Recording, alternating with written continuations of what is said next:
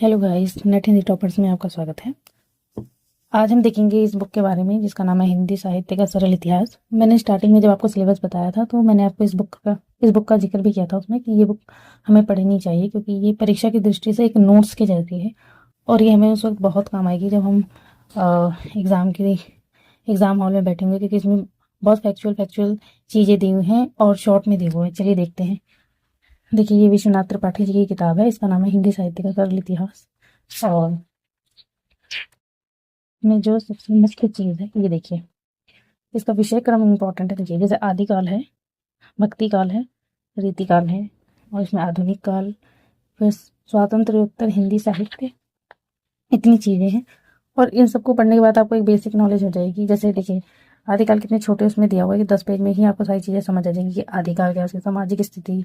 फिर जैसे सिद्धनाथ कवि, जैन मतावलंबी कवि, वीरगाथा काव्य, वीरगाथा के अन्य कवि, तो इसमें से हमें ये चीज़ें पता चल जाएंगी कि उस समय का समाज क्या था, स्थिति क्या थी, और कौन कौन से सिद्ध कवि थे।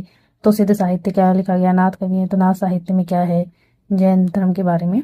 ऐसे ही भक्ति काल है तो हमें एक बेसिक नॉलेज हो जाएगी कि भक्ति काल क्या है, उस समय के सामाजिक आधार क्या थे, भक्ति की कौन कौन से संप्रदाय थे, कौन सी धाराएं थी। ऐसे ही रीतिकाल की। तो मुझे लगता है आपको ये पुस्तक पढ़नी चाहिए।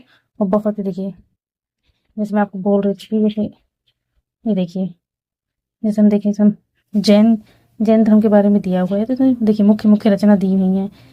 यहाँ पे इन्होंने अपने आप डार्क मार्क करके अंडरलाइन भी कर दी है, जिससे आपको पढ़ने में बहुत आसानी होगी। और बिल्कुल किताब बिल्कुल शॉर्ट नोट जैसी है। और मेरा आपको सुझाव है कि आपको ये पुस्तक पढ़नी ही पढ़नी चाहिए। Thank you.